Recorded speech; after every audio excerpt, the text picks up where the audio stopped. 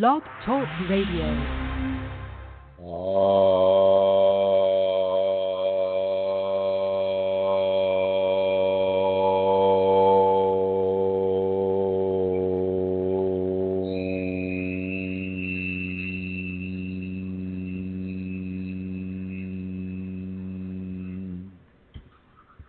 Hello everyone, this is Chrism, and I'd like to welcome you to this program about your Kundalini awakening experiences. And as usual, I'm just going to dive in here. Now, some people are asking me, where can I get more of this information? And the information is given a lot. This information is distributed freely, freely, over the internet. You can go to Kundalini Awakening Systems, .com, and you can go into the articles, and you can read close to maybe 30 or 40 articles on Kundalini, the way my Kundalini has presented it to me, and my Kundalini has presented it to me in a way that allows others to partake of it. It chooses the words, it chooses the subject, and it begins to disseminate that knowledge about that specific subject in ways that other people can have it. But I must warn you that with regards to reading articles about Kundalini that the Kundalini itself has written, you need to read it 2 or 3 times. There are layers and layers and layers of information within those sentences and those words that are being chosen within that subject, whatever the subject might be. And it is really, really a powerful, powerful exploration to read it and to discover that hidden information that the Kundalini has embedded into those articles. So if you go to Kundalini Awakening Systems 1.com, you can go there. Another place you can go is Kundalini Awakening Systems 1.uk. And that's basically it. That has some newer information on it, some of the more recent articles. But that is another resource that people have. One can also go to the YouTube network, and in the search window there, put in Chrism.Kundalini, and about 340 videos will come up, all about the Kundalini and your relationship to the Kundalini, et cetera, so forth. So there are other opportunities. Facebook, we have the Kundalini Awakening ! Kundalini Awakening Systems 2 on Facebook, Kundalini Healing on Facebook, a lot of stuff on Facebook, Kundalini People, Kundalini Awakening Systems 3, Kundalini Radiant community, all the different communities that we have on Facebook. On the Yahoo network, we have Kundalini Awakening Systems 1 at Yahoo groups, so that one is there. On the Google Plus network, we have Kundalini Awakening ! As well. And you're welcome to explore any of these groups that we have and that we post this information about the Kundalini on. So there are other resources. You can also go to a seminar, and I'm gonna bring my co-host here, Amelia Santara, on, and here she is, bringing her on. Hello, Amelia. Hi, Chrism. Hey, you're coming through loud and clear. Very nice. Nice sound. Good. Sound. So, do you have any announcements to make? I do. I have a few to make actually today. Rosemary isn't with us. She usually is, but today she is screening the Kundalini documentary video with Joey, so she's not going to be here, so I'm going to give the information. She has organized a seminar on July the 9th and 10th, and Chrism will be coming to or going to Minnesota. Today? Minnesota, yeah. From 9 to 5 each day on July the 9th and the 10th. And this is going to be held in Drum Creek Farm on the Prairie, which is quite near, I believe, the Twin Cities of St. Paul and It's about 30 minutes away. 30 minutes away. Minutes is all. it's on a piece of land that is the restored prairie, and this is what attracted me to having a seminar there in the first place was the virginity of the land that has been allowed to return to the way it was, 200 years ago, with all the same native plants and gosh, when you go out there, you go to Iowa or Ohio or parts of Minnesota. I mean, it's just for miles and miles and miles, the land has been converted into farmland, and we're talking commercial farmland. All the trees have been stripped and taken out of these fields, and it's basically a Monsanto game out there. And to see these people doing the exact opposite to restoring the prairie and restoring the natural flow of life that the prairie represents, well, that's a perfect opportunity for people to experience. Perfect venue. Yeah, that's wonderful. Yeah. I'm going to give Rosemary's email address. It's rosemaryg@usinternet.com, and her phone number is 651-329-9615. And that's July 9th and 10th. And contact her if you have an interest in going. She'll have more details for you. And I believe her email address, rosemarygg at usinternet.com. Right. .com. Yeah.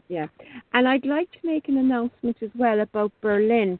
Last week there was a little bit of confusion, between the chat room and some misprint about the dates of the seminar there. So I just want to confirm that the dates are indeed September the 3rd and 4th. That's the first Saturday and Sunday in September. And Manisha is the lady that is organizing this seminar with Santander, and she is actually in Berlin this week, and she tells me that already she has found a possible venue and she's delighted with it. And it seems to be available as well on the 3rd and 4th, and she will let us know when that booking is confirmed. But the actual venue is probably not as important now as the date. So I would like to say, if you need to organize time off work, if you need to take time away from home, if you need to book sitters for the children, for the dog, for the cat, the dates have been confirmed by Manisha. Saturday and Sunday, the 3rd and 4th of September. So, if you live anywhere in Europe, do seriously consider coming to meet Chrism and other people, other Kundalini people. I'm going to give you Manisha's ID on Facebook because you can message her there. It's Manisha, Maneesha, Manisha, Manish, Maneesh. And her email address is manisha@posteo.de. I'm going to spell that. Maneeshr, as an apple, at post, posteo.de. That's DE for Denmark. So do contact her and let her know that you have an interest, even if you're not 100% sure. She'll put you on a mailing list and will keep you up to date. And again, those dates are the 3rd and 4th of September. So that's it. Oh, and about donations, Chrism, I would like to let the listeners know once again that the donate button on the Yahoo site, Kundalini Awakening Systems 1, does not work. It's not operating at all a dead duck. It's actually a very annoying button that we just can't remove at the moment. So if you would like to help to support the work that Chrism does, please go instead to www.chrism-kundalini.blogspot.com. And as Chrism said earlier, his teachings are distributed freely. The articles, the YouTube videos, he does not charge, and he works on a donation basis. So all donations, big or small in particular, are also very, very welcome. So you can go to www.chrism-kundalini.blogspot.com and you can donate there. And those are all my announcements, Chrism. Thank you. Thank you for making them, Amelia. I'd like to welcome everybody in the chat room. Atlanta Seeker, Brent D., Emma Travis, guest 896 and 914, Mary Jean and Vincent 91. Hello, everybody. Welcome to the program. Would also like to welcome the callers. And we'll go ahead and bring Elizabeth and Laranya on right now. Hello, Elizabeth. Hello, Chrism. Hello, and how are you this beautiful day? I'm doing really well. I'm just driving home. I'm in the middle of driving home from work. Well, let me there. know. Let me know when you're home, so that we would like to listen to whatever, if anything, Laranya would like to say to us. Okay. Okay. All right. So I'll put you in the blue for the moment. All right. So a question has come to me from a student. It's like, what happens if you're trying to meditate and the meditation is being interrupted by entities? So this is a very real scenario. And so depending on the quality of the entity interruption of your meditation, certainly we're talking about a stillness meditation where you're just sitting still in triangular pose and just following the breathing. What you can do is, in order to counteract some of that, is to do a mantra meditation. A mantra meditation would go something like this. You're sitting in your position, your selected position to do a Kundalini meditation. And then you're going, I am at one with the all that I am. I am at one with the all that I am. I am at one with the all that I am, et cetera, and so forth.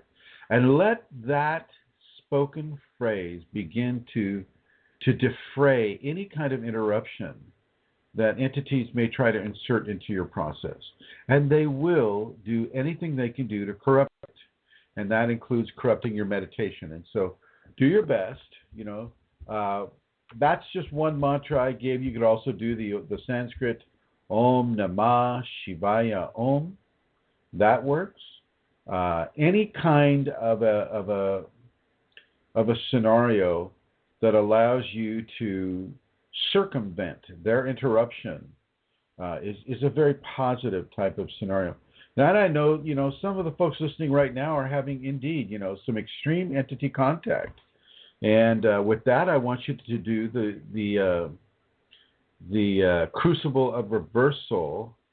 And that crucible of reversal can be a very, very, very important quality and practice for you to have, that if you take it really seriously, it's going to take you a long ways into not allowing them to interrupt your Kundalini equation at all in any way, whether it's in meditation or whether it's doing your practice or in your dream life or in your waking life or in any of the many ways that the Kundalini will interact with you. Okay, so it's very important for you to understand that. There is recourse. You don't have to just sit there, try to meditate and have them scream at you or cuss at you or, say all the bad things that they enjoy saying to you, as they try to corrupt your process. And I'm also talking about those entities that say nice things and truthful things too, because they're just trying to get a hook into your attention. Once they got that hook, then they turn right around and they start dumping on you or slamming on you or trying their very best to hurt your process in whatever way they can. So do your very best to steer clear of any form of communication, even aggressive form. This is like, in the name of Christ, entity be gone. That's not going to work either. That's not going to work either. The Kundalini is allowing these entities to interfere with your process on purpose. It's not an accident. It's on purpose. And that purpose is so that you learn how to take command and control of your thoughts and feelings about this this amazing experience that you're having. Okay? So it's very important for people to understand this. So that's my answer to that question. And you know, you do that mantra meditation, and you do it consistently, and you really feel and mean and say the words with total authenticity and total focus. And that will take care of a lot of the interruptions that the entities will try to provoke a person with. This is spring now, and I'd really like people to get outside.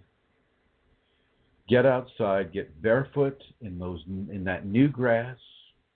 I understand if you're in Minnesota, there's a possibility that there may be a little tiny bit of snow on the ground, which seems that's all Minnesota gets ever, really, is just little tiny bits of snow. But so that may make it kind of cold on your feet. So, you know, kind of use your own discernment there. But do try to get outside in the fresh spring prana and really begin to soak up those new energies. You may feel like many of the creatures around you, you may feel the urge to reproduce or the urge to merge in that way. And I say answer that. Don't, unless you're practicing, celibacy, well then answer that call and allow that to occur for you. Don't be afraid to just go out, throw down a blanket, or just lay down on the lawn and let that energy come into you from the earth itself and also from the sun, if the sun is shining in your area.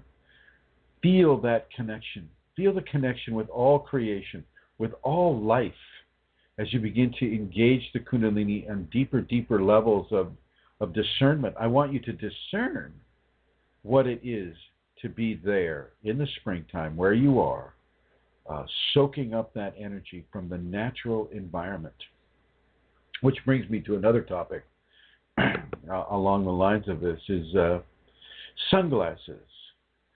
Don't be overly zealous with wearing the sunglasses. Your eyes need specific frequencies of natural sunlight to come in. Your Kundalini eyes require certain levels of blue frequency to come in. And I know they have some sunglasses out there that'll block the blue light. Don't wear those. Now, of course, if you're driving or you're having to do something that's forcing you to stare into the sun, you need those sunglasses. Well, go ahead and put them on. But just, people tend to turn sunglasses into a fashion statement, and they wear them at night. Okay, they wear them when they don't need to wear them. And I'm going to suggest that Kundalini people do not do that.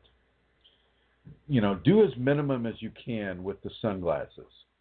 Let your Kundalini equation feast on the different frequencies of light that are coming into your optic nerve via your eyes.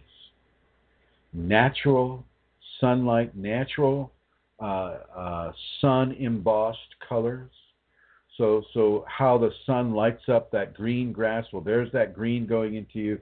How the sun lights up the blue of that water or that ocean or that lake, well, there's that blue coming into you. How that red rose or that red flower is looking, well, you eat that with your eyes.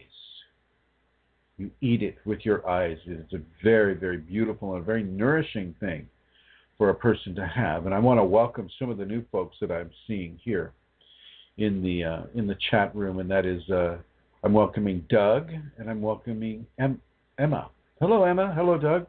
Thank you for joining us. Thank you for joining us today. And Phil Karuba is saying that sun gazing was very paramount in his awakening. I don't recommend sun gazing. I don't think sun gazing has to happen for people.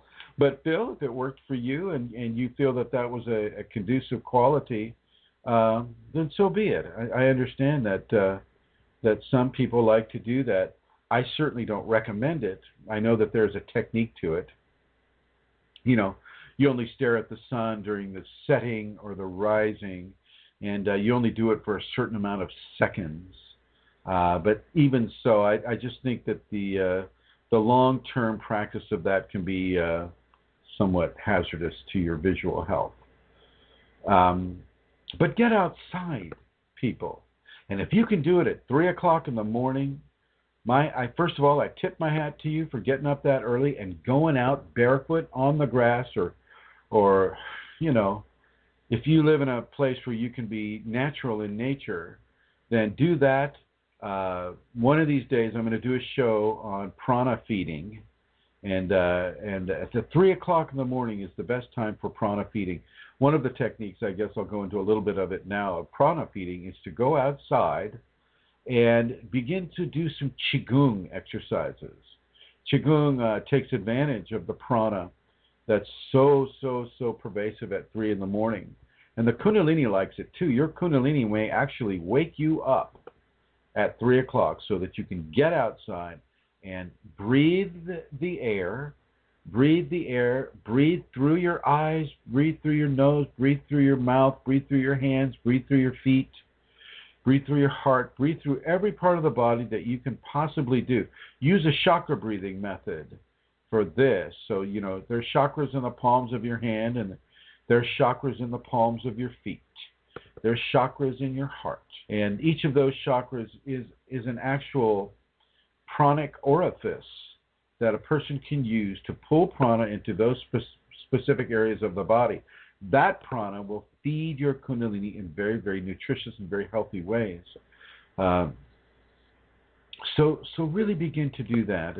And when you're working in these areas, like say at 3 o'clock in the morning, don't be afraid to do your safeties practice. The 5 Tibetans, the locks, the forgivenesses, the tolerances. Go through the safeties practice and practice all of these safeties at the 3 o'clock hour. That you can do your whole practice in less than an hour, really, with the safeties. And then if you want to, go outside, you go outside and you really begin to inhale through the nose, sharply, along with various body movements, like taking your arms from the sides of your body and thrusting them skyward as you inhale, and then bringing them down as you exhale. And you just do that over and over and over. And that is a qigong method of bringing in prana from those very sensitive times of the day. The birth of the new day really starts at 3 a.m. Okay, that's when things are really, really getting going. And so, wow, I don't think I've talked to you about prana feeding before. It's what a lot of people that are breatharians, they call themselves breatharians because they say that they're living off of the air. But in actuality, they're living off of prana. Prana in the various ways that prana has. Now, if anybody ever tells you to join hands with a group of other people and surround a tree and to take the life force from that tree, do not do that. That is forbidden. That is going against ahimsa, because literally the tree can be killed that way. And I don't want those trees to die. And we need all the trees that we can get on this planet as we pollute the heck out of it, by our CO2 emissions and things of that nature. The trees require CO2, and so they're great cleansers of the atmosphere and the air. So keep as many trees and plant as many trees as you can. Do not take the energy away from trees. The best place to do that is with the grasses, because the grass, the meadow grass and the different forms of grass, all of their roots are interconnected. And so they will have a huge network to pull from. And so when you pull energy from the grass, they in turn pull energy from other areas of the lawn or the meadow, whatever you're in. And they're able to restore their energetic patterns, whereas a tree, many trees are not intermingled. I know that redwoods are, and some of the other trees are, but most trees are kind of standalone singularities.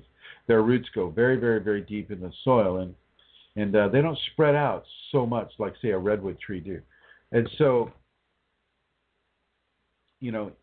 realize that, recognize that. Don't take a tree. Don't take the life of a tree simply because you want to do some prana feeding. Go out there on the lawn. Go out there on the meadow. Go out there and just breathe that air in at 3 a.m. You don't have to be naked at 3 a.m. either. I mean, that is if the temperature where you live in your environment supports going out there unclothed, and you're not going to be seen by other people, you're not going to cause any kind of a problem with other people, then that's fine. That's fine.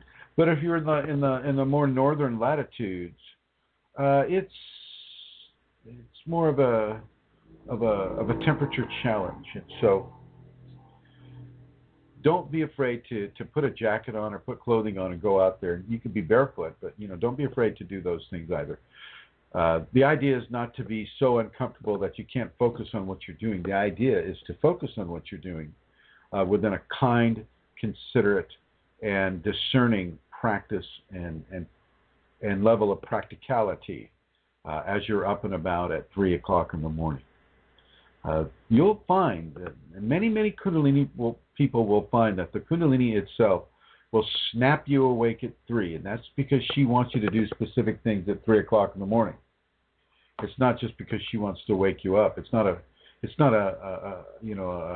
pee break or anything like that. Okay. So there's that. I just wanted to discuss that with you. The other thing I wanted to discuss really is the dream life today. Dreams can become visions very quickly. What I mean by that is the differentiation between a dream and a vision. A dream happens typically when you're asleep.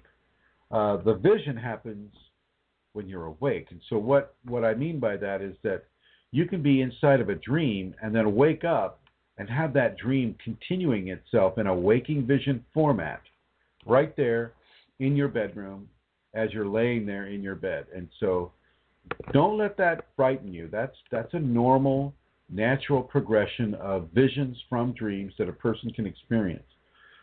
Sometimes, you may be having a bad dream or something of that nature, and that will pull it into the room. And you can just fix that by just focusing on the love that you have for your Shakti Kundalini and allowing that love to dominate anything that say, a nightmare has brought into your room. And this leads me to another conversation that I was having with a student earlier who lives in New York. New York City is not the easiest place to have the Kundalini. Neither is Los Angeles or downtown San Francisco or Miami or any of the large metropolitan areas. It's not easy because of a miasma. And I know this may be a new word for some of you, miasma, M-I-A-S as in Sam, M as in Mary, and then A as in apple, as opposed to A as in apple. No offense.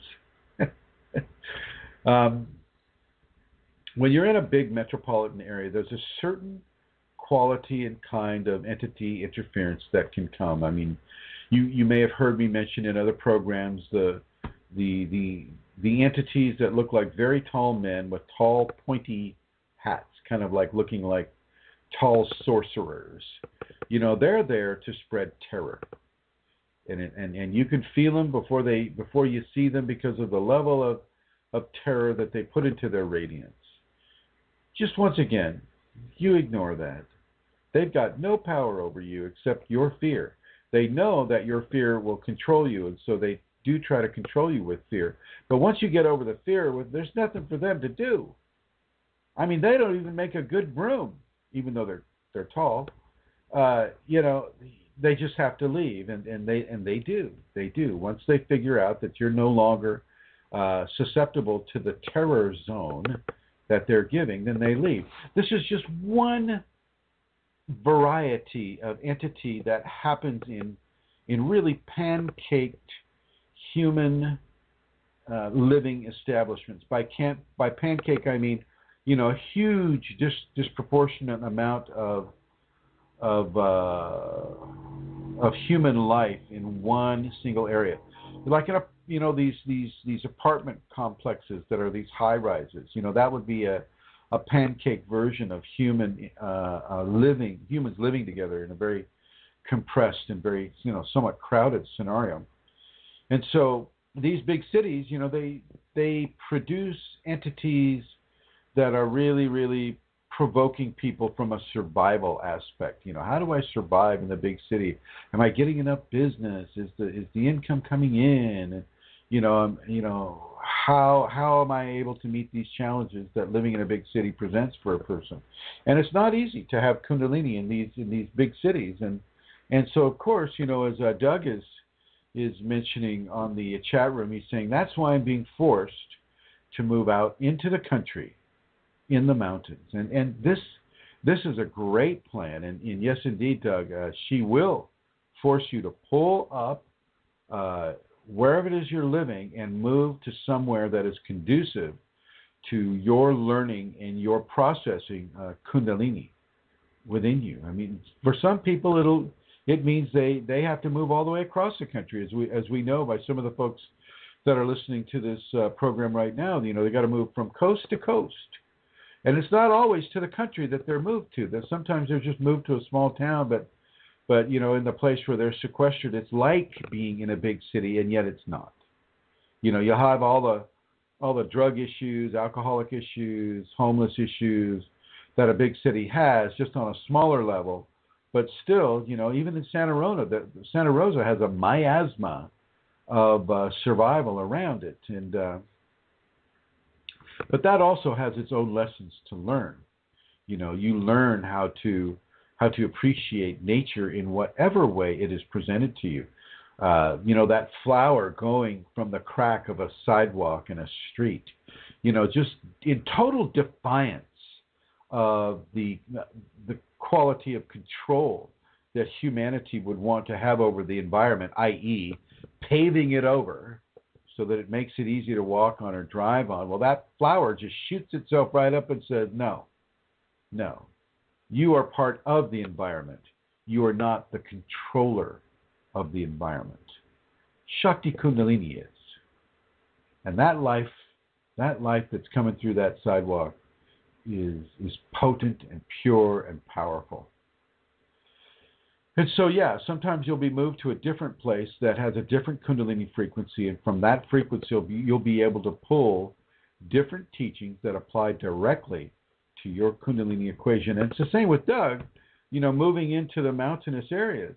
Mountains are very different than the big city. For instance, when you go outside at 3 a.m. in the mountains, the level of silence there is deafening. And it takes quite an adjustment to move from that constant state of hum and noise and all the electromagnetics that are floating around and all of these things and then to move to a mountainous area where there are very few electromagnetics. There's very little sound. There's just the silence of nature in the natural environment.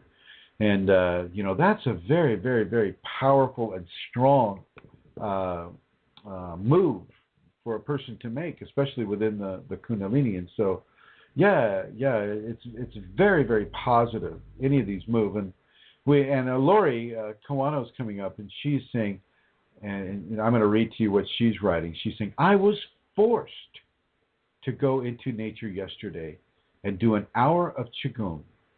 First time this has ever happened to me. So there you have it, folks. There you have it. She will ask you to do levels of Qigong. And it's not that Qigong is going to light up your Kundalini, not at all. But the level of prana that Qigong can supply the inside of the body, well, that can be a very, very healthy thing for the body to experience. Very much so. Very much so. So kudos to you, Lori. Nicely done. And kudos to you as well, Doug. Hope you enjoyed the new mountainous areas. So there we have that. Now I'm being moved over to water. There's a kind of water that is called living water. Living water is that water which has not been chemicalized or changed into a toxic substance by people's fear of ingesting spring water. So, the quality of a spring water is living water. The quality of tap water is dead water. Okay? As much as you can, I'm going to suggest that people ingest living water. And what you can do, if you have a fountain at home, or you can put a fountain together You can pour some of that tap water on it if you don't have the wherewithal to get a spring water, which spring water is sold in the stores. It's spring water. It's just not run through all of the chemicalization that United States populations tend to gravitate towards. You can take the tap water and you can pour it over a standing statue or carrel of stones. So you get some clean. You wash the rocks first to get any excess dirt or anything like that off of them, and then you let the rocks dry in the sunlight. And hopefully you have a good hot sun there. You let the rocks dry in the sunlight, and then you pour the rocks or pour the water over the rocks. The tap water goes over the rocks, and then it sits there for 2 or 3 hours. You just let it sit there, and then after that time has come, you come on over and you pour that water. You can actually put it through a paper towel filter or a coffee filter, if there's any kind of particulate in it.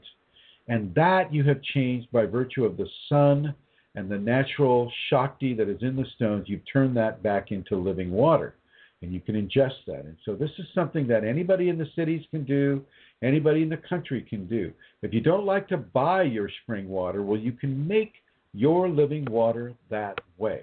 I don't know if I've told this on this show before. I don't think I have, but there is that way. And be copious in your drinking of the living water, whether you're buying Crystal Geyser or Tahiti water or any of the French water companies. I'm trying Perrier. It doesn't matter whether it's fizzy or not, although there is somewhat of a you don't want to swallow carbon dioxide so much, but it's not going to overly hurt you. I mean, I know that Edgar Casey says don't drink carbonated drinks,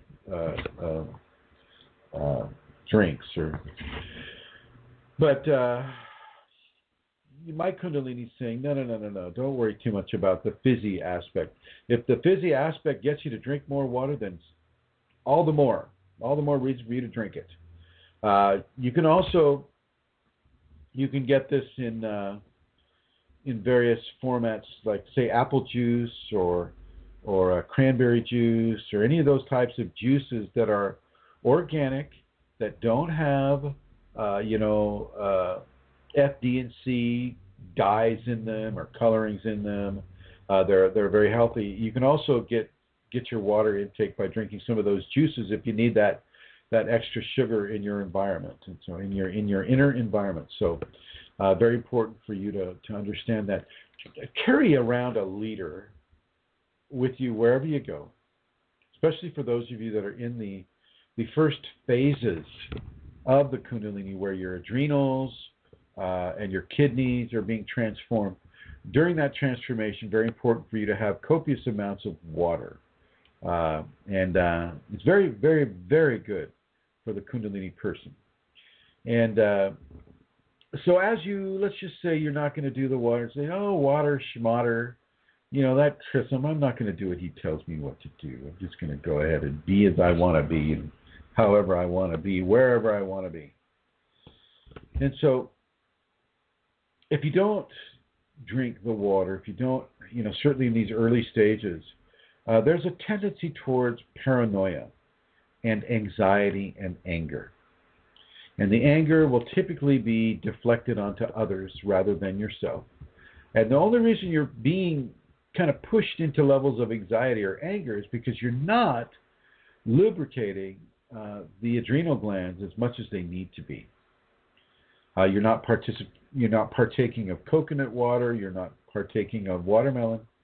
If you're starving your body for water, well then the Kundalini and its transformation within you can really change its frequency of being felt by you in a way that is not happy. The anger is typically, and you can really get blown out hard. I mean, we're not talking about, flipping somebody off because they cut you off on the freeway. We're talking about flipping somebody off, following them to their house, getting out of your car when they get out of their car, yelling at them at the top of your lungs for cutting you off, and then driving away.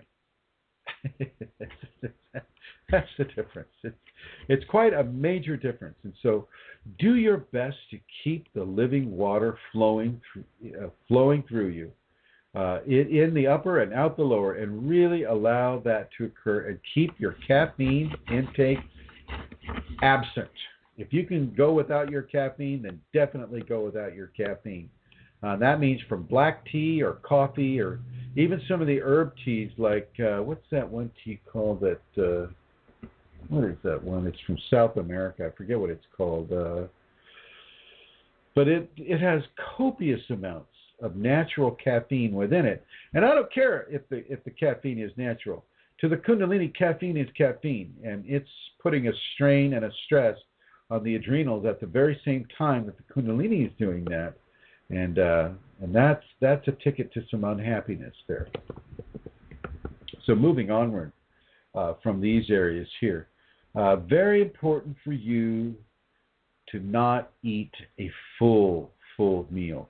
Never come away from the dinner table, breakfast table, lunch table totally satisfied with the amount of food that you just put into your system.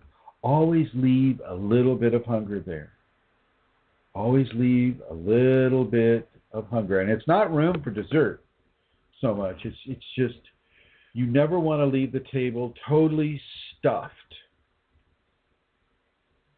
Okay, this tends to lend a person towards levels of self-aggrandizement that are there to please the ego, rather than, showing off in front of other people, which is another form of self-aggrandizement.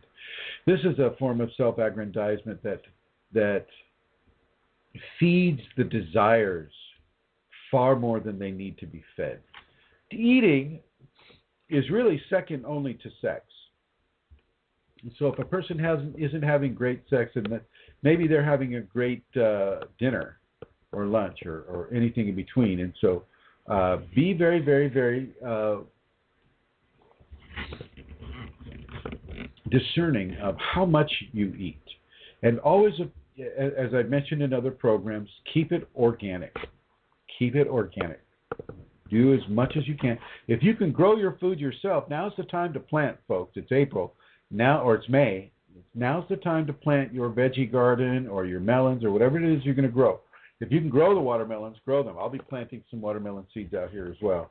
Mary Jean is she. That tea I was telling you about is yerba mate. Thank you very much, Mary Jean. Yerba mate has an extreme amount of naturally occurring caffeine within it. And that doesn't mean that it's good for you. It just means that it's got a lot of caffeine in it, just like coffee does or black tea. So try your best to avoid that, because that's just going to feed your anxieties, feed your fear, feed your paranoia, and feed your anger. Okay? Just letting you do that.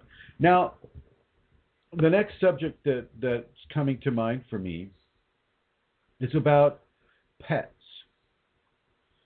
If you have a pet, then within a Kundalini awakening context, you need to take supreme care of that animal.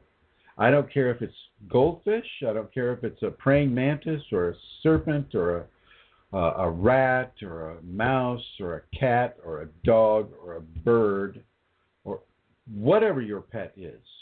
You need to take extreme care and transmit extreme levels of love, care, and consideration, friendship, as much love as can be poured out onto that animal as you can possibly do. This goes beyond ahimsa.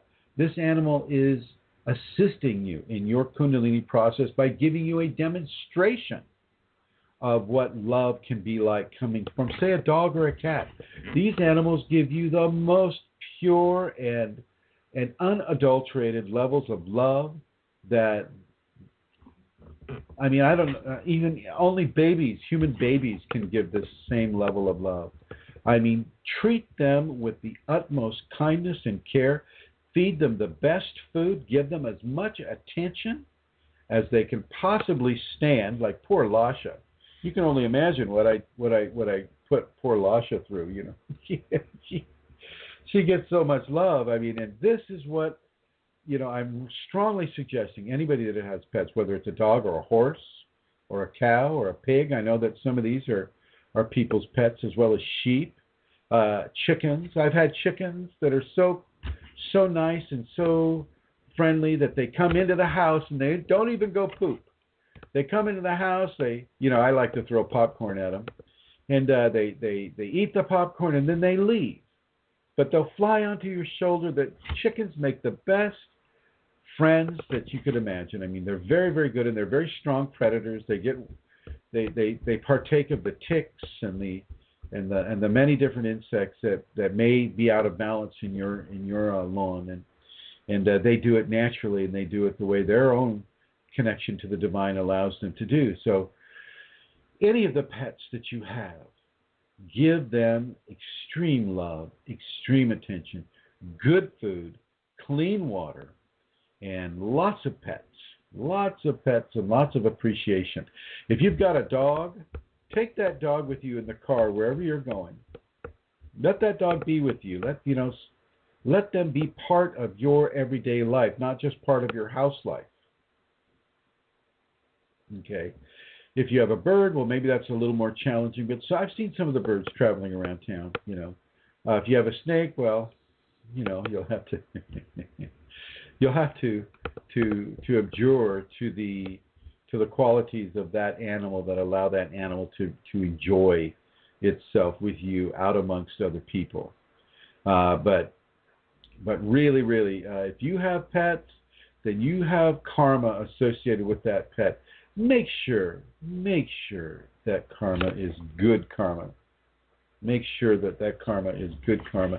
And make sure that you treat that pet, that animal, whether it's a wild or domesticated animal, that you treat it like the representation of Shakti, Kundalini that it is. That it is. And this feeds directly into your Kundalini equation. All right. Now I'm going to swing it on over to Santara here and see if she has any questions collected from any of the groups. Hi, Santara. I have indeed, Chrism. Hi, Chrism. I have indeed some questions, some from the groups and some private ones. And just to let you know as well, Elizabeth is home. Thank you. Okay. Okay, so I will continue. Okay, so the first question actually comes from the group, and it was a very interesting one that created some discussion. Is it possible that Kundalini asks one to contact an ascended master? Is it possible? Anything is possible. Not all things are probable. Ascended masters, if it is indeed an ascended master, well, that ascended master knows how important it is for a person to have the time and the experience to receive instruction just from the Shakti, rather than that ascended master coming in. And if you know anything about butterflies, Kundalini people are a lot like butterflies. And as the butterfly comes out of the cocoon, it struggles with its wings because the wings have been so folded over that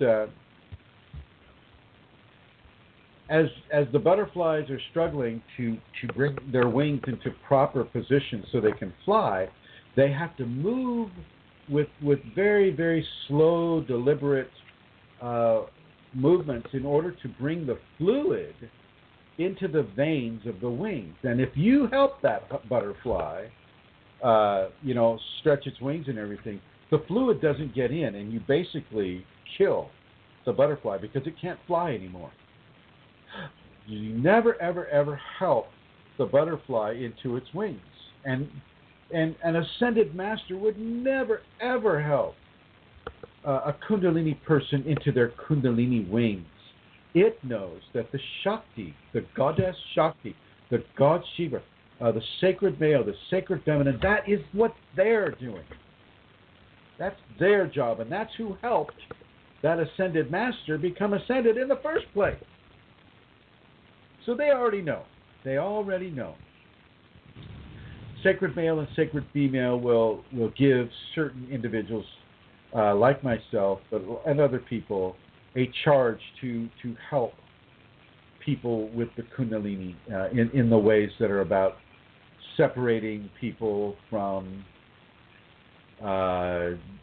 Reiki, or separating people from gurus that are really not doing anything for them, but allowing them to partake of truth and to let the truth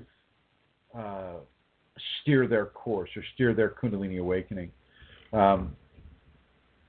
So no, an ascended master, if it's truly an ascended master, would stay far away from that. But a lot of ascended masters are more like ASS space ENDED masters, which means entities.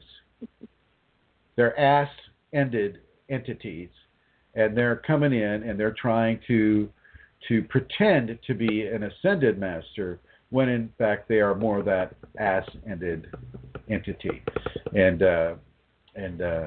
yeah, that is a fact, ladies and gentlemen. I'm sorry to put it that way, but it is a fact.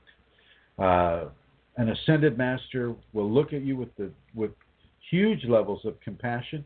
If the Kundalini wants that ascended master into your equation, then typically it's the Kundalini that will pull that master into your equation, and that master will give to you whatever level of teaching that the Kundalini wants it to give to you. But it will not just step right on in and mess with your process without the Kundalini giving it permission to do so. And then again, it has to do it in a way that does not in any way, shape, or form corrupt the individual's process. So there's no competition. There's no saying, oh, lash out at that person, or oh, steal that wallet, or, there's none of that stuff going on. But it's rare. Now, some people have seen indeed, and this is not uncommon during the Kundalini awakening phenomena, teachers that have passed coming to a student to give them a teaching or something of that level. And if you have a belief system that recognizes lineages or that recognizes a dead teacher wanting to still be of service, well, then that may open the gate for you to have an interaction with a dead teacher. But it'll always be through the Kundalini first. Kundalini has total control first. And no level of recognition is to be given to anything that comes in, I don't care what it looks like, that comes in and says, oh, I'm an ascended master, you shall bow and descend thine attitude upon me of great worship and devotion. And it's just like, you just walk away from that. Your devotion is always to be to the Kundalini alone, nothing else. Even when people do give devotion to Chrism, they're only giving devotion to that portion of Chrism that's the Kundalini. It's not the individual Chrism, and the individual Chrism doesn't even want that. But the Kundalini aspect knows how incredibly helpful it is, and so of course that is people are given that opportunity. C.L. Morgan writes, he says, funny, when time to listen to Chrism is usually signaled by eagles or hawks circling above. Well, that makes total sense because those eagles and hawks are definite Kundalini creatures, and they represent the spirit taking flight. And C.L. Morgan, your spirit is definitely right up there with them, flying around. Doug Bennett writes, I'm definitely a youngster in this process, but I'd like to know some other basic mantras other than Om, Namah Shivaya, or cleansing ones like Va Ram Ham. Okay, all right. I don't really recognize the Va Ram Ham Nam. That doesn't really do anything for me at all. I've never really done it. I've looked into it. they're saying that these are the seed mantras per chakra, and I'm not buying that at all. And it's certainly, my Kundalini doesn't indicate at all that it's conducive to Kundalini awakening. It's just it's an artifact of a religion that wants to think that it has more control over a divine process than it actually has. That would be Hinduism. Okay. It has no more control over Shakti, Kundalini, sacred male, sacred female than any other belief system has. Okay, and so you don't need to necessarily glom onto what that belief system is suggesting. Another mantra that you could say, aside from the I am at one with the all that I am, and I think you were here, Doug, when I mentioned that I am at one with the all that I am. That is actually an interlocking mantra, and what I mean by interlocking is it feeds itself. So you would say it this way. For the interlocking mantra, you'd say it this way. I am at one with the all that I am at one with the all that I am at one with the all that I am at one with the all that I am at one with the all that I am. That's the interlocking aspect. Okay? And that goes into infinity. You can just keep going with that until you run out of breath. Okay, or you can do the singular. I am at one with the all that I am. I am at one with the all that I am. And you just keep going with that. Another mantra that you could say would be one towards the elephant Ganesh. And I find that saying the mantras in Sanskrit are very helpful, actually, because Sanskrit really speaks to the Kundalini, because the people that originated the language of Sanskrit all welcomed the Kundalini, or much of that population welcomed it. Excuse me a moment. They welcomed the Kundalini, and they designed their language around the aspect of Kundalini that was present within that society at that time.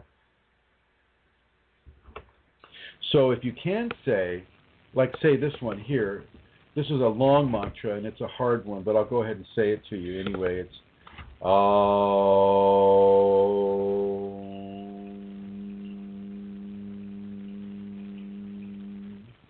Gana Twam Ganapati Havamahe Kavin Kavinu Mupama Shavastamam Jeshtara Jam Brahminam Aspata Anaha Nasembanu TBC the Sadanam.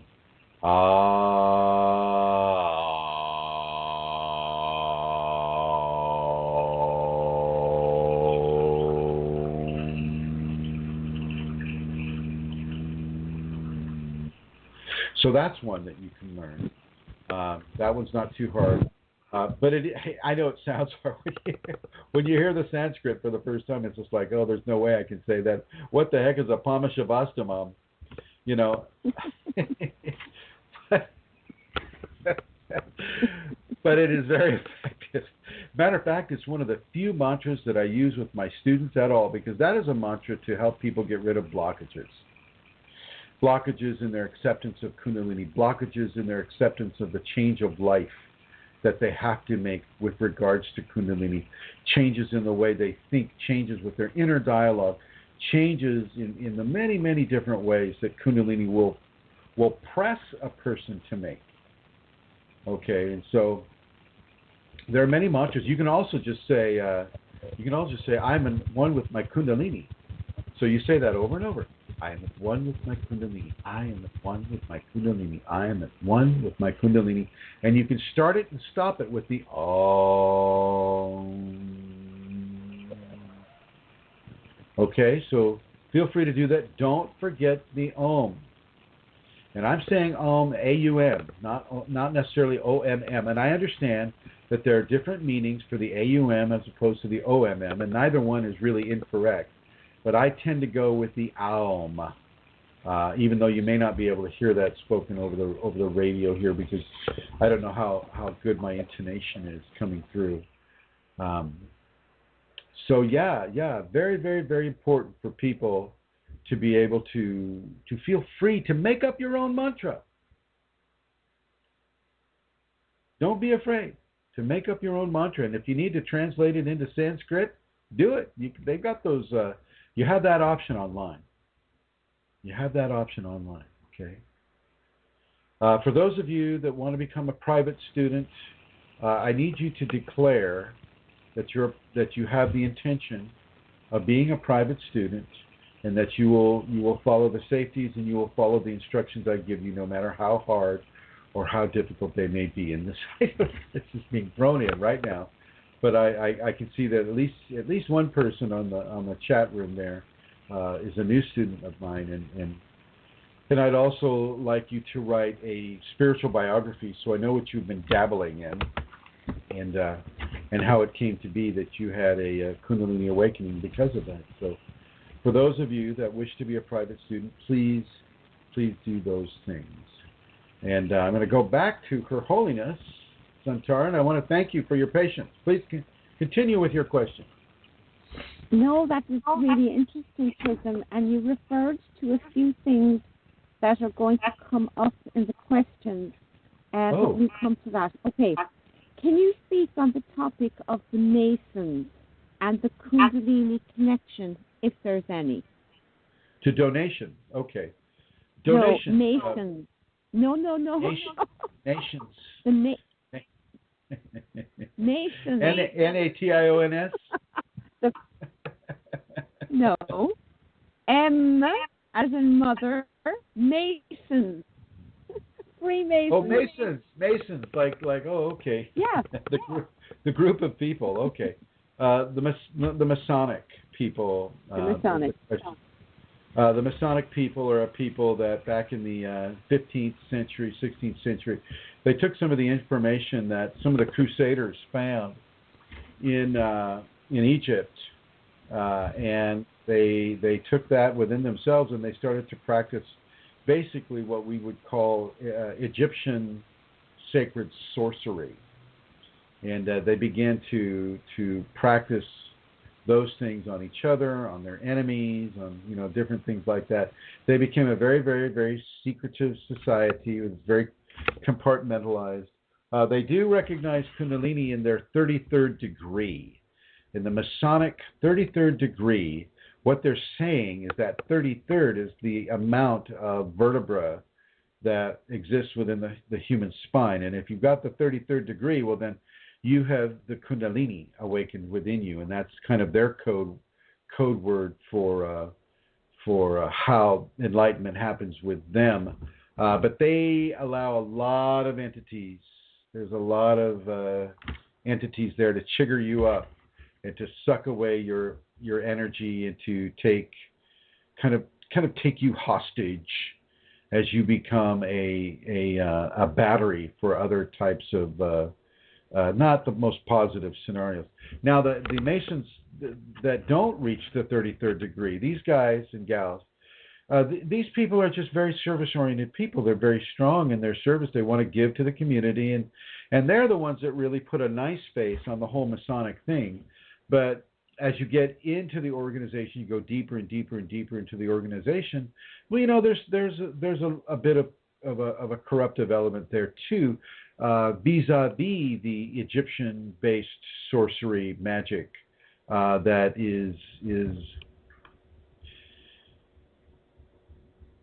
that puts up a lot of blockage to truth and love and the appreciation of divinity as a standalone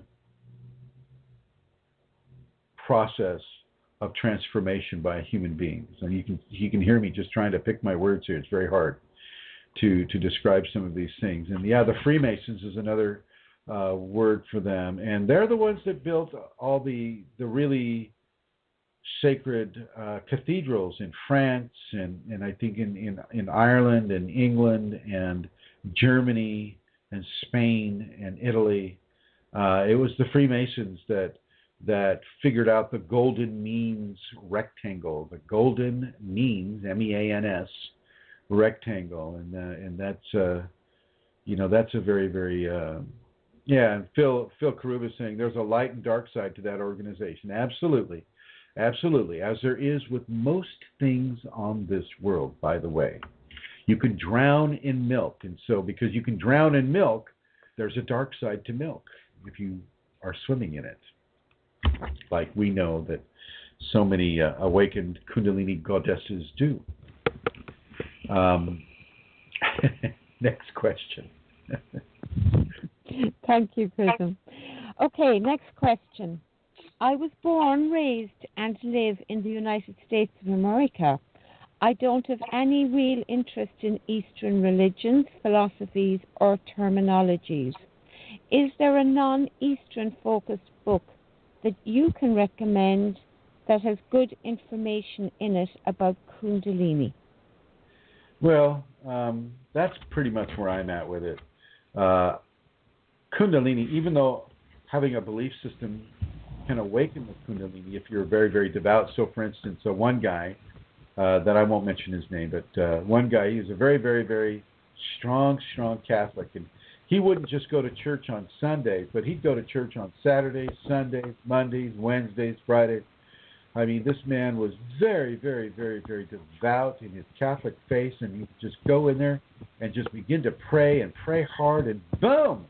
One night when he was doing that Kundalini came up, and he had no clue what was going on, and he wrote a whole book about that. For me, not being raised religious, my Kundalini's always been without a patina of a belief system to it. I never had a belief system associated with it. I always knew that it was something different than normal physicality. When you see entities stick their heads through the wall, or you know that you're seeing things that, one, other people aren't seeing, and two, nobody else really wants to admit that they're seeing. So three, you learn to shut up about it, and four, you never place it within a religious context. For those that have the religion, however, this is how you can get, devils and angels and, these types of things. And I never had devils or angels. I had certain strong negative entities try to attack me, but they were like gaseous pyramids, about 3 feet across, floating in the air, and I would just smack them, and play Tibetan chanting, and that seemed to take care of them. But any of the other phenomena, I never really did have phenomena based on religious themes at all. I had huge levels of like I would have giants come to me that would frighten me. But it wasn't a giant Saint Peter or Saint Paul or none of that. Nor was it Ganesha or Kali or Shakti Shiva. None of those folks ever visited me either. So naturally speaking, without any kind of a childhood, that involved religion, everything that I write of is non-religious with the Kundalini. So I would suggest you read the things that I write of. And the reason why, and I'm not doing this because I want you to read my writings, because I'm so egotistical about my writings. It's just that the information that is coming through me, I can take responsibility for that. I can claim that, as I know that is the truth, and that it is without religious bias, without spiritual bias. It is coming straight from the Kundalini, straight into your eyes or your ears if you're watching a video about it. The other way is, you can get to it without, say, some of the really strong religious, underpinnings, but people treat science like a religion too. And so, the priests of science are the PhDs. These are the priests and priestesses of science. And so, they're promulgating their agenda, their scientific method-based agenda that doesn't really recognize some of the truly, truly fantastic things that the Kundalini does without need of scientific replication or weighing or measurement or anything of that nature. It just does it, and it gets done. And so, I could say you could go to Bonnie Greenwell's book, Kundalini something, I think, and but she's a PhD. She's just going to quote the science to you. She's not going to really help you with regards to some of the more amazing qualities of Kundalini because she's glued to science, and she knows that in order for people to take her seriously, well, she's got to have that PhD behind her name, and that's what she has done. And she's written a book, and it's not a bad book. And for some basic Kundalini information, I think that's very good. It's Bonnie Greenwell is the name of the author, and you can look her up on the web, and you'll see the book there. Gopi Krishna also wrote a book called Kundalini, the Evolutionary Energy in Man, or Living with the Kundalini. And he made every mistake in the book. So you don't want to see his book as a how-to guide. Not at all. It's a how-not-to-do guide. Okay? Especially the first half of it. The second half, when he starts to recognize what's happening to him and he starts to follow the advice of the Kundalini, well then, you see the transformation take place within him. But it almost killed him, before he was able to learn that Kundalini, not science, is the way to go with this. And so I'm going back over here to the chat room. Brent says this. He says, as well, the ride has 7 drops. I don't know what that's talking about. Maybe I should go back further. He says, my Kundalini told me to find out about what Leviathan means, and it's a giant sea snake, and the name means coiled one. The ride has also 3 cars, red, orange, and yellow. I'm not sure about a ride. Perhaps corresponding with root, sacral, shoulder, as well the ride. So I don't know what that means, what he's saying, the ride. I mean, what are you talking about, like a carnival ride, Brent? This must be a dream. I'll just give that a rest here. I don't know about any carnival rides named after Kundalini. Leviathan, I guess, would be one. Let's see. So continuing along the lines of this, I'll just continue. I'll go ahead with the questions there, Amelia. Okay, thank you very much, Chrism. The next question has been sent to me. It's a little long, but I would like to read it all to you, as I know it's something that occurs for many people, and there's an underlying anxiety in it, even though it's really well thought out. So here we go. I have a question for Chrism. If he has anything to say, it would be very much appreciated. It's about thumping heartbeat. At times my heart feels like it's going to jump right out of my chest. It's unnerving. It's becoming more regular to the point that it's happening every day, whereas I have only noticed it before sporadically over the last year. I can sometimes feel it in my hands, my fingers, feet, and the back of my neck. If I relax and just watch the sensations, I notice energy from the heart move its way up to the center of the brain. Sometimes when I lie down and surrender to the feelings as best I can, I often feel I just want to go to sleep and not feel it because it's so intense. I notice a throbbing in the base of the spine as well. The sacral and solar plexus chakras don't have any feelings, but all the others do. I do know that Kay seemed to show that the higher chakras would be undergoing increased activity and clearing. It has been shown before the sensation started and now during. I have also been shown to increase water consumption. Is there any additional insight or advice or words of comfort, laughing out loud, Chrism may have in regards to this? I would say I would like to eliminate it, but well, we all know about resistance. I have asked Kundalini for it to be smoother and not so extreme, but no change. Aside from water, could there be anything else that may be beneficial? I'm also noticing increased fatigue. Thank you very much. I hope this isn't too much for the radio show. Maybe there is a teaching on this that I've missed. I guess I'm just hoping that it's common. Well, the heart thumping is normal. That's a normal thing. You'll get extreme heart palpitation. You'll get extreme lack of heartbeat. I mean, seemingly you could drive a truck through the heartbeat because they're becoming so separated. Your sinus rhythm, your cardiac rhythm, will be manipulated by the Kundalini. She will give you extreme heart rate and of high or low. Excuse me, Mo.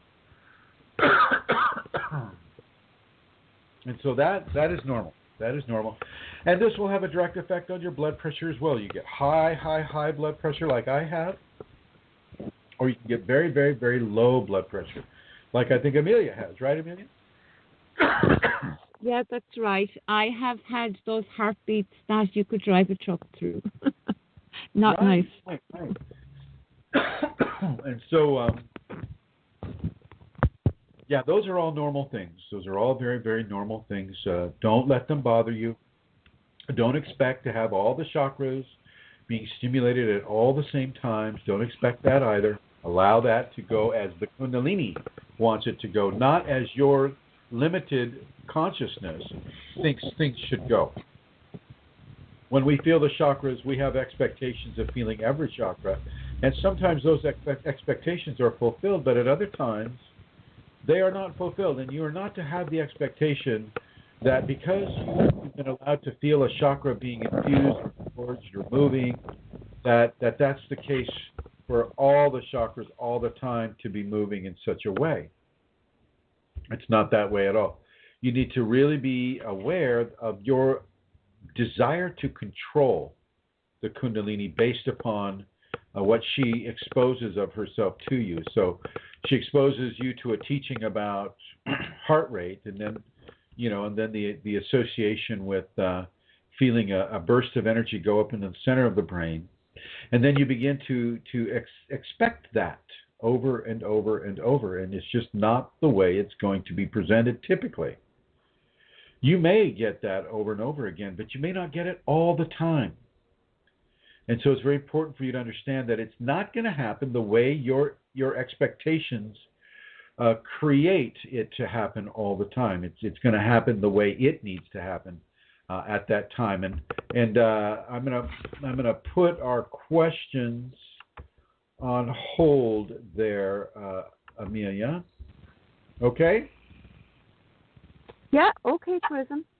Just for a hold here, and I'm going to go to Elizabeth and Laranya, and welcome you guys to the program. Hello, you both. Hi. Hello. And I was just wondering if you have anything to say, Elizabeth, and if you or Laranya have anything to say. Not really. I didn't really. She didn't give me anything this week, except for in relation to my process, because I've been going through some, just still in the fire with a lot of stuff piling up, a lot of situations and things in my life that are just coming at me, a lot of pressure, a lot of stress. And no worries, my dear, no worries. No, I'm just checking in with you, all. Just checking in. Yeah, so what she gave me was in relation to that, questions I was asking her about why that was happening and what I should do about that, and so that's... Okay, all right. Very, very good. And I'll go ahead and put you in the blue here, my dear. And I'm going to... That's so weird. There we go. And bringing you back into the red, Amelia? Here I am. Did I answer that question at all? Yes, I think you did, Chrism. Is there anything else she can do? She needs to eat no. She needs to eat the watermelon, the coconut. Watermelon in the morning, Yeah. at least every day, a little one at least. Coconut water, some of that living water I was talking about. Let go of the expectation of being able to control or to expect the Kunalini to do a certain thing because it's done something like that before. Be open to bringing this into, come like a child is what it is. And Lori on the chat room is writing about, she says, my daughter's blood pressure is getting worse.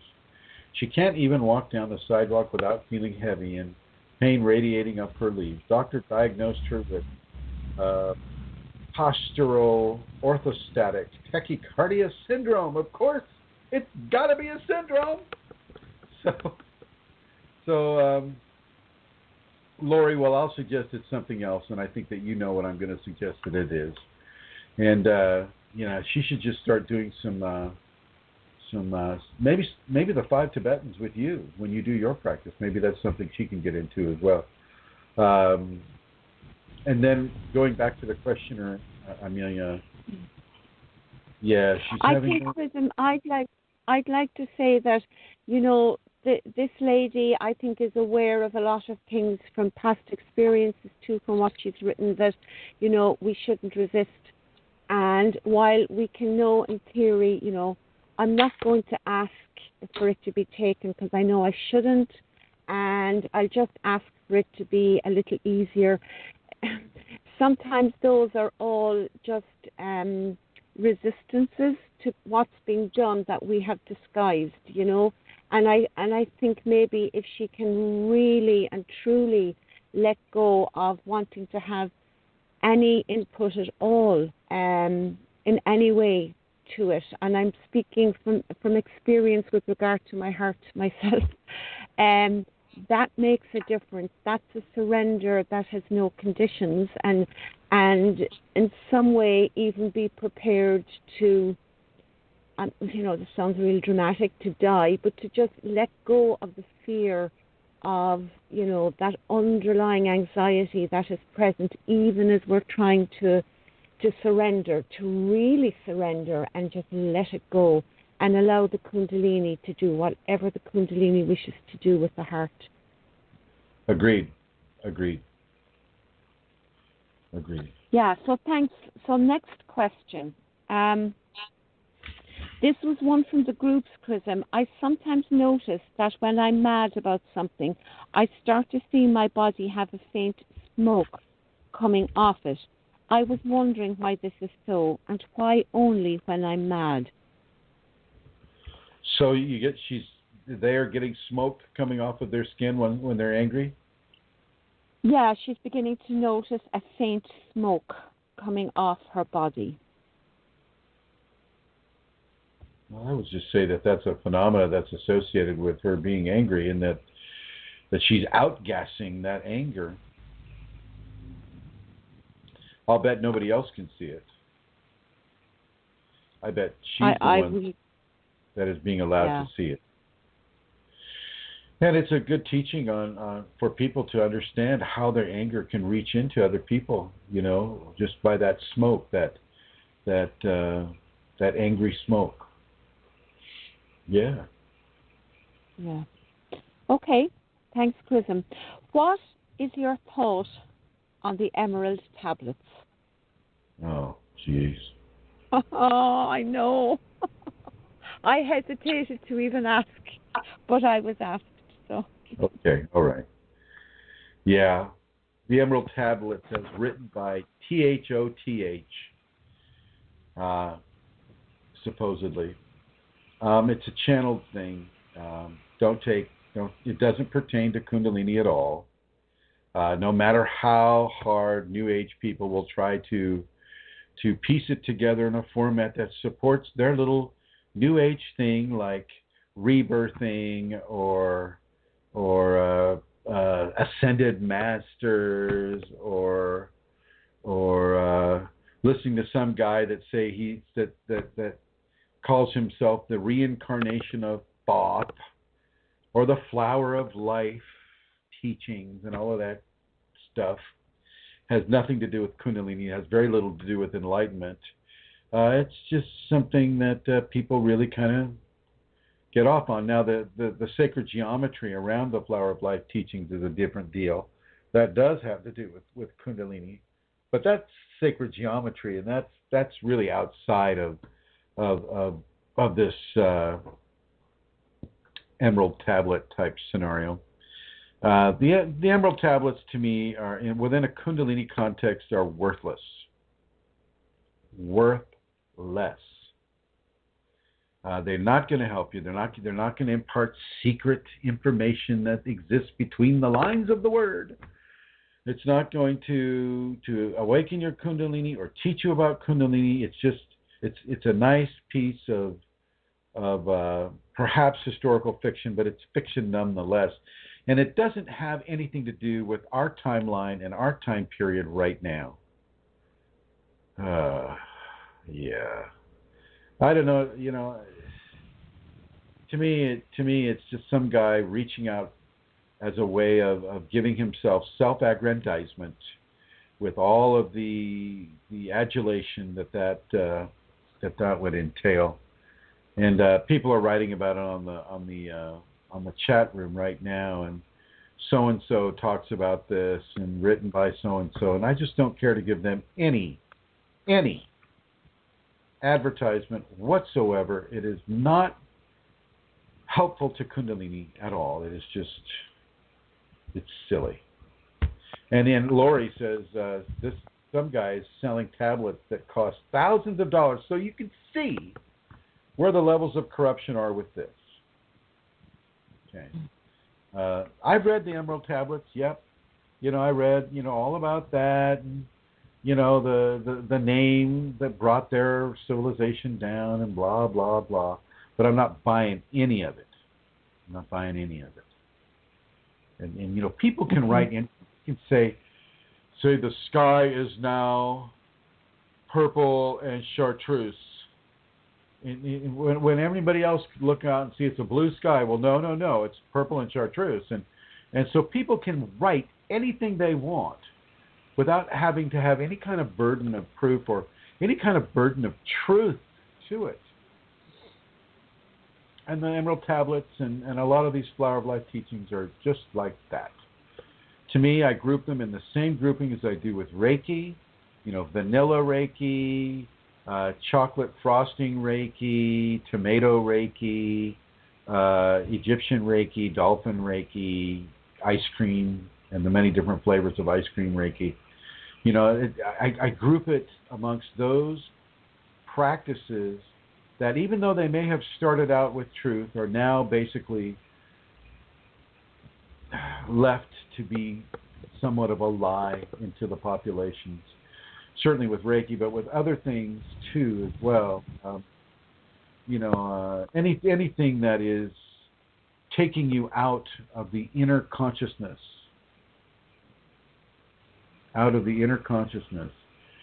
is what I would avoid in your Kundalini equation. If anything is taking you outside of yourself to pray to Hermes Trismegistus or Thoth or anything like that, just walk away. Walk away. Unless your Kundalini tells you to do devotion to that thing or whatever it is they're espousing, just walk away. It does not serve you.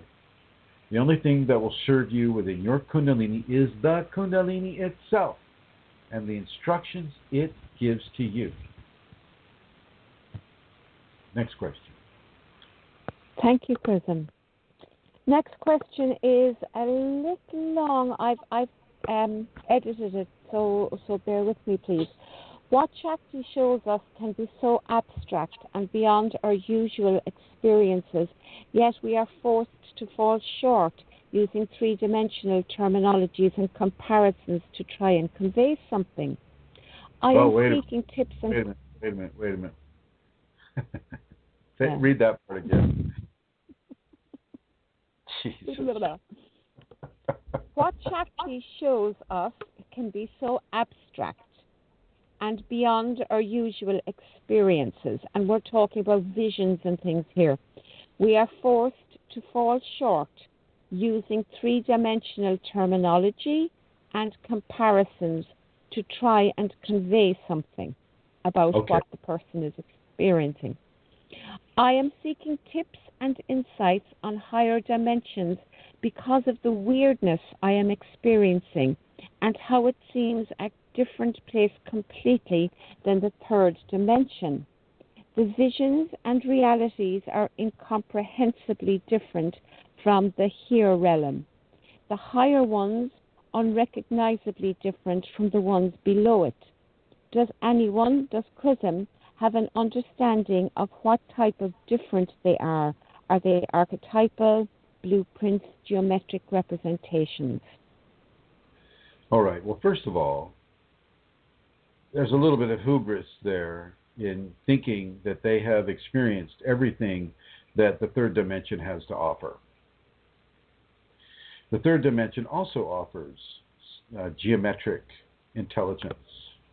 And geometric intelligence, in many ways, is the foundational prima materia of the third dimension, physical dimension. So I'm not going to suggest that this person has seen everything that they need to see with regards to third dimensional Kundalini representation. Nobody has seen everything that the third dimension has to offer. Okay, number one. So the premise itself is a little off, a little skewed to me. But as we go into the higher dimensions, why would they expect it to be the same? Why would you have the expectation that it's going to be the same as the third dimension? What programming are you pulling from to take third dimensional lifetime reality and to jump it up to fourth dimensional lifetime reality? And why would you think the two realities would be similar at all? That, to me, is expectation. That, to me, is not coming as a child, but coming with an expectation based upon a programming, based upon the experience of that programming in the three-dimensional world. And then projecting that expectation into the four-dimensional world. And that's just, it's an unfair projection, and it's an unfair expectation as well. Anything in the astral or in the causal regions is going to be extremely different than what you're experiencing here on this world in limited consciousness. Okay, when you're in the 4D and other dimensions, you don't want to have the expectation of things always being the same as what you're seeing in 3D or even 4D. Okay. I try not to do this 3D, 4D, 5D, 6D, 7D, 8D, 9D things. This to me is it's aggrandizement along the New Age level that people even think that they have any idea about what a 9D is or a 5D is. They haven't even gotten out of 3D. They're just letting their imaginations run away with them and ascribing certain phenomena and certain conditions to what they're labeling as 5D, 4D, 3D, whatever. I tend not to follow those equations. To me, you have basically two worlds that you're walking into. The one world is the physical world, but that physical world comprises so many different expressions of physicality, from rock and vegetable, mammal, amphibian, aviary, fish. I mean, so many different worlds to walk within the one physical world. And then you have the heavenly world. And you have so many worlds to walk in the heavenly realm as well. And so the Kundalini person is basically straddled over the Vasika Pisces of the spiritual world, which I call the heavenly world, and the physical world, which is this world that we're using a computer and listening to some guy on BlogTalk radio. When you're getting into these made-up machinations of assumed knowledge about 5D, 4D, 6D, all that stuff, to me, it starts to lose the qualities of truth to it. Now, when you just accept the heavenly world and the physical world, because the physical world is also a heavenly world, but we're on this physical world right now, and the Kundalini is allowing us to reach into other levels of experience. And it's that other level of experience that I will call the heavenly fields. And as long as we are open to learning and not trying to project a program, in order for us to feel comfortable and to feel safe and to feel like we know something, then the greater level of teaching will come to the individual. Okay. The Kundalini will take you to where she feels you need to be at whatever time she feels you need to be there. And you don't bring your programming with you. Give yourself entirely to the knowledge that the Shakti Kundalini has over these other jurisdictions, over these areas where she is taking you. So what would happen when as that happens to me, I always ask, I say, what is it you want to teach me here? I'm very, very open to learning. I don't try to figure it out based upon, how it fits into my physical world. I ask questions that pertain to what it means in the heavenly world, because she's showing it to me there in the heavenly world. She will be very, very clear if that teaching applies to me in the earthly world as well. So it's very, very, very important for people to understand that when you're trying to use words, and this person, obviously, very, very intelligent person, this person knows that by using 3D, 4D, 5D, that, they're being forced to use words that don't provide an apt description. When you're in there and you see the geometrical intelligence, so that is one denizen of the heavenly fields, is geometrical intelligence, sacred geometrical intelligence. And sometimes you will land, within that society. And you'll see the geometrics all around you, interacting with each other, interacting with you. And you just want to ask the Kundalini, what is the teaching here? And the teaching will often be that there are other forms of intelligence that do not in any way, shape, or form resemble human flesh body bags, basically, or water bags. We are these bags of water, 78% water, and not all intelligent life has that quality. And she's introducing you to an area where it's so completely different, and maybe even a little bit smarter, because they have less of a restriction on the sensorial input. The geometric civilization does, and so she's showing you these different areas and getting you used to the idea of otherness that is different than you.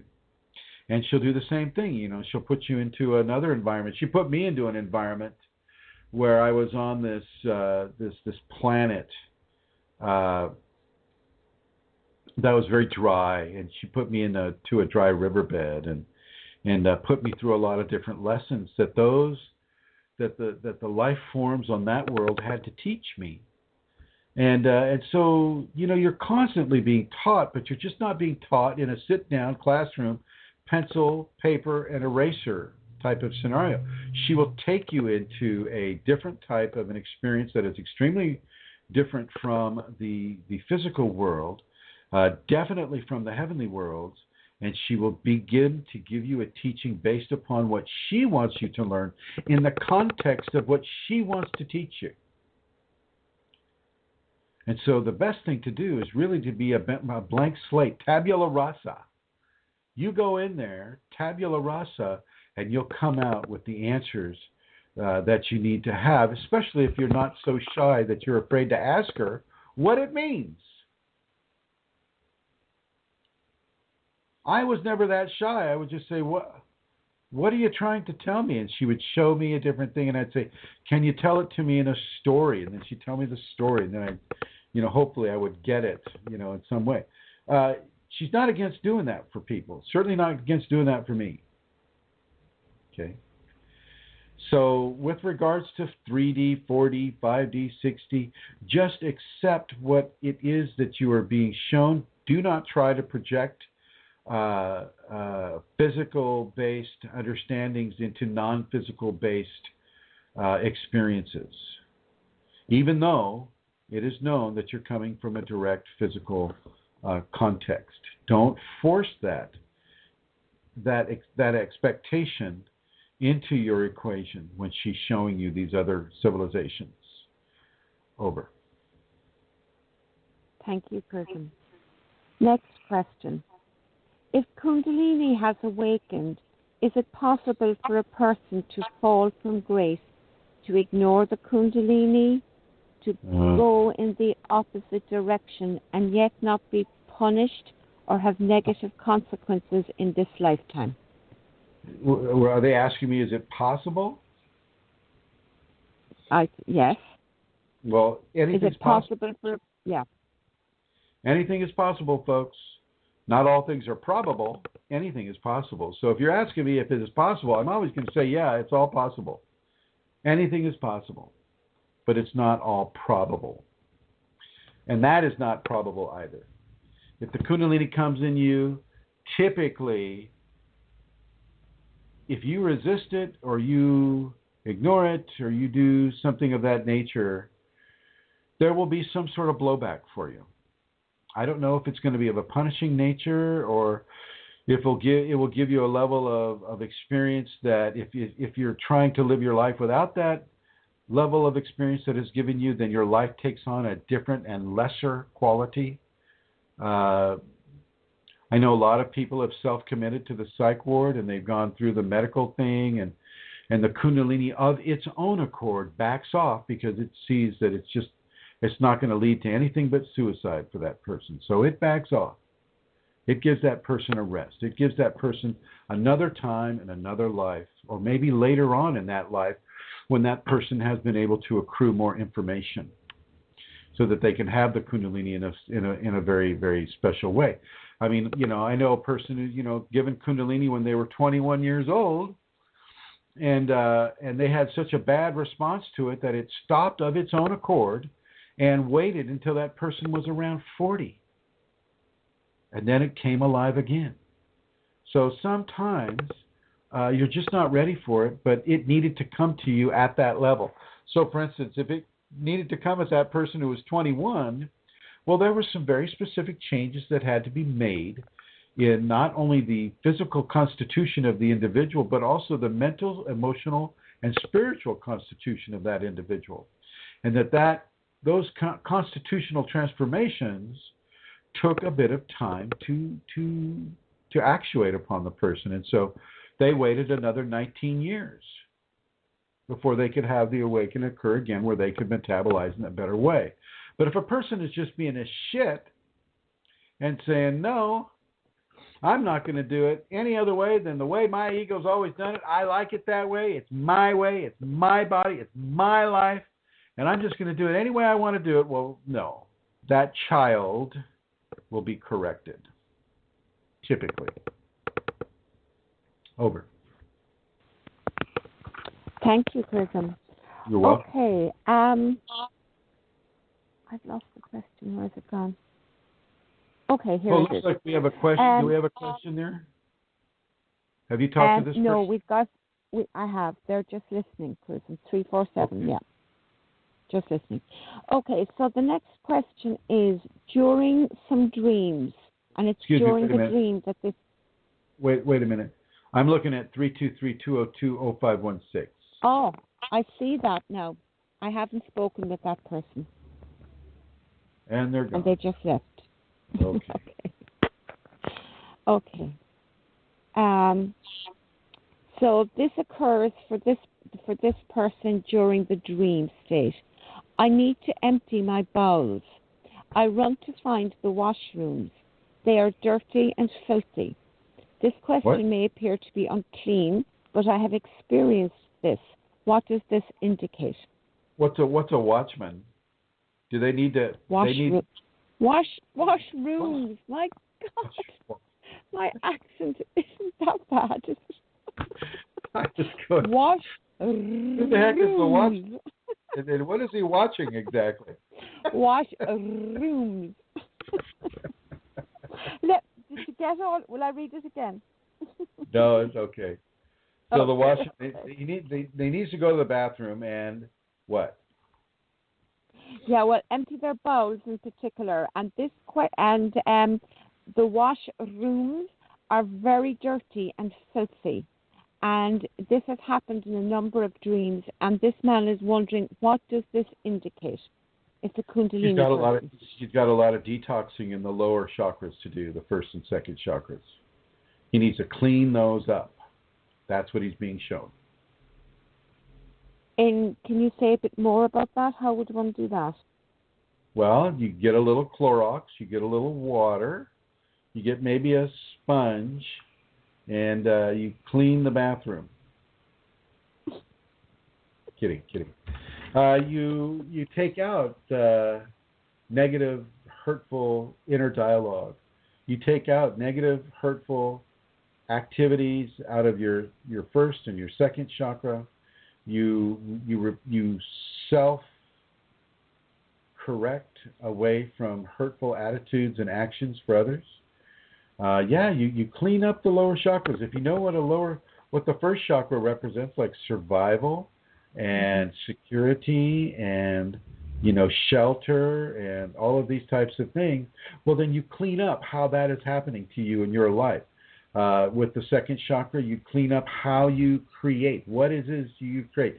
Abracadabra is a magical term that means as I speak as I create. I create as I speak. And so you want to create as you speak in a very positive, loving, helpful format, rather than a self-deprecation or hurting other people or hurting the environment or hurting animals. You don't do those types of things. You really begin to clean up your life in a very helpful, loving, kind, respectful way. And these are the areas that you focus on when you're cleaning up the bathroom in the dream. Something just occurs to me. Probably shouldn't have to go to the bathroom? Bowels. The fact that it's the bowel and could the first and second chakra cleanup have got to do with stuff that's been held from the past? Not necessarily. Well, any time you have Kundalini, there's always going to be past life influence, no matter what.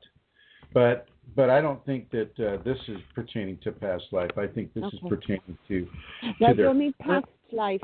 I mean things that a person would have done in the past that might need forgiveness or that might need in those areas, first or second. It doesn't matter. It just occurred to me. Yeah. So this would be something that's happening in their life right now. Typically, you're not going to get dreams of past lives, things. Sometimes you will. If you're doing ayahuasca, that can happen. But with just typical Kundalini dreams, and she's showing you a really, really, really filthy toilet. Well, it's really time for that person to look into their own qualities, their own expression from the second chakra on down, and what foods are they? Are they eating clean foods? Are they drinking clean water? Are they having clean attitudes of trust, attitudes of honesty, attitudes of grace and love and happiness and joy, and really cleaning up, so to speak, the levels of blockage that may be occurring for them in that area. And she's giving them a fairly strong and clear signal to do that work. Okay, thank you, Chrism. Yes. Next question. Why merging happens with masculine or feminine aspects during the spinal I'll start again. Why does merging happen with masculine or feminine aspect during the spinal sweep, although the divine is beyond male or female? How does merging happen? Is that what they're saying? Why does it happen with masculine and feminine aspects? Why does it happen with the sacred masculine and sacred feminine? Yeah, although the divine is beyond male or female. Yeah, I mean, it is and it isn't. I mean, for this body, for this vehicle that we're using here, and because we are separated into different genders, we're separated into sacred mother and sacred father, sacred parents. So the sacred parents come together to form a child. Well, Kundalini sacred parents come together to form a god or a goddess that is still living through a flesh body. And that's one of the reasons that we use that is so that we can see we can match the projection that's been given into the life of our species. So we have a father, we have a mother. And at the same time, we have a sacred father and a sacred mother. And so what the father and mother did to make us, sacred father and sacred mother, do to make us divine, expressive divine, as opposed to divinity that is sleepwalking. With Kundalini, we're no longer sleepwalking. We're expressive divine. These Siddhic skills that I was writing about last night, these are expressive divine capabilities. This is learning how to walk in the heavenly worlds. And to walk in the heavenly worlds, we use Siddhic skills. We use levitation. We use bilocation. We use these different formats of transportation that allow us to walk in the heavenly fields and to walk in the physical fields as well. And so why is sacred male and sacred female used? It's used as a way of teaching us from our own environment and our own life experience that there are parents that are above our parents. There is a divine parentage, a divine lineage that connects us to sacred male and sacred female. And the, people in our current society, they have a much easier time metabolizing sacred male, Well, God, the guy that's sitting up there with a beard on a cloud looking down on us. Well, God wants us to be a certain way, and God wants us to do this or to do that, and God wills this or God wills that. It's very little is spoken about sacred feminine or sacred mother or goddess. And I think that the Kundalini is also inserting that theme into the teaching for a person so that we can recognize that goddess and God are equal all the way across the board, 50-50 equal. It takes two to make one. And it also coincides with that sacred code, which is the Kundalini is a human being that has become the two that are one and the one that is two. Well, as a Kundalini child, as a person with the Kundalini awakening within them, regardless of their chronological physical age, they have become a Kundalini child. And that Kundalini child has been formed by the merging of sacred male and sacred female at the top of the head. And that is the way it's given for us as human beings. The cats might receive it a different way. The whales might receive it a different way. The praying mantises and the 3-foot-long grasshoppers may try to, they may get it a different way. But this is the way it is for us. And I think it's a very, very, this way has such truth in it that the grasshoppers and the snakes and the cats and the dogs and the wild creatures gravitate towards a Kundalini awakened individual. They want to be with that level of divine. They want to be with expressive Kundalini divine within the human body. They want that. They gravitate towards it the same way they gravitate towards a light in the darkness. We have become a light in the darkness. It's just that our light goes beyond the ranges of visual light field that our physical eyes can appreciate. Other eyes are not so restricted. Okay, so we have been given that template to follow because it coincides with our own so well and provides such an easy teaching platform for people to understand their Kundalini awakening through. Over. Thank you. Next question. Chrism, what is intuition and can it be wrong? What is intuition? Can it be wrong? Intuition is a person's spiritual self speaking to them without the aid of any other form of information. So you don't need science, you don't need spiritual, you don't need anything. It's your own intuition, your own intuitive processes. And these are the processes that equal a hunch. So if you have a hunch, then you're using your intuition. If you're feeling out a certain situation, you're feeling it using your intuition, using psychic forces that are aligned to recognize a specific level of information that coincides with what you're trying to find. So in other words, it's like if you're a blind person and you're searching for the key to the door, and so you feel each key and you just let your intuition go into that key ring and that key chain, and you find through feelings the right key to the lock in the door. And this is what intuition does for us. It allows us to see in another way without being dependent upon physical eyes. Over. Thank you, Chrism. Oh, and there's next a second question. after that. Second after that question was what? Oh, yeah. Can it be wrong? Can intuition be incorrect? Can it be wrong? Intuition in and of itself is never incorrect. A person's interpretation of intuitive forces is often wrong. Mm-hmm. It's your interpretation. It's your interpretation that can be mistaken. Intuition just basically shows you what's there or gives you a feeling of what's there. Your interpretation of that feeling is where things can go awry. Yeah. Okay, thank you. What does pins and needles sensation at the third eye mean? The third eye is being worked on. Over. Next question. Why does blue color appear sometimes when the eyes are closed during meditation? Because that is the aspect of sacred masculine that is coming in. That one half of your process, which is sacred masculine, will come in as that beautiful blue color.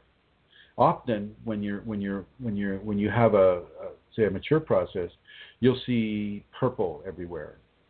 Purple. Even in your waking vision, when you're not meditating, you're just walking around, you'll just have all of a sudden purple will cover your visual field for a micro moment, and then fade away. But blue is sacred males. Blue is definitely a Kundalini color. And if you see that coming across your visual field, say thank you. Say thank you for that. Mm-hmm. Over. Okay, it is 3 minutes to close down Chrism, so that's the end of the questions for today. Okay, well, I have a few things that I want to cover here. Now, well, I'll take Lori's. Lori says her Kundalini forces her to walk in geometric patterns with her body by walking in a circle or infinity sign. And that is perfectly fine. That is perfectly okay. Circle, infinity sign, and triangle are all Kundalini symbols. So you're walking the Kundalini, and the Kundalini is forcing you to walk itself. So that's all good. That is very, very good. And then Brent D. asked me to go higher, and he said his Kundalini, he was actually at a roller coaster in Canada talking about the Leviathan, and his Kundalini told him to find out what Leviathan means, and it's a giant sea snake that the name means coiled one. The ride also has 3 cards, red, orange, and yellow, perhaps corresponding with root, sacral, and solar.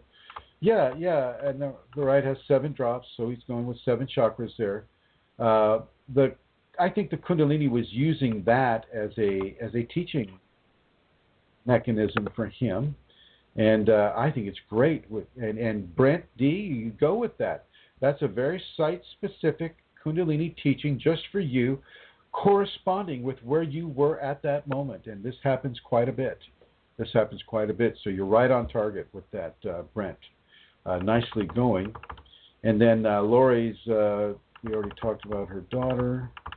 And yeah. So I just want to say thank you, everybody, for tuning in. We'll be here, myself and Amelia Centauran. I want to thank Amelia, for my co-host, for being the helpful, beautiful person that she is. She helps in all areas of the many groups and the chat rooms and all of that. So thank you, my dear co-host. And I've got 10 seconds left, so I'm just going to leave it with an Om. Ah.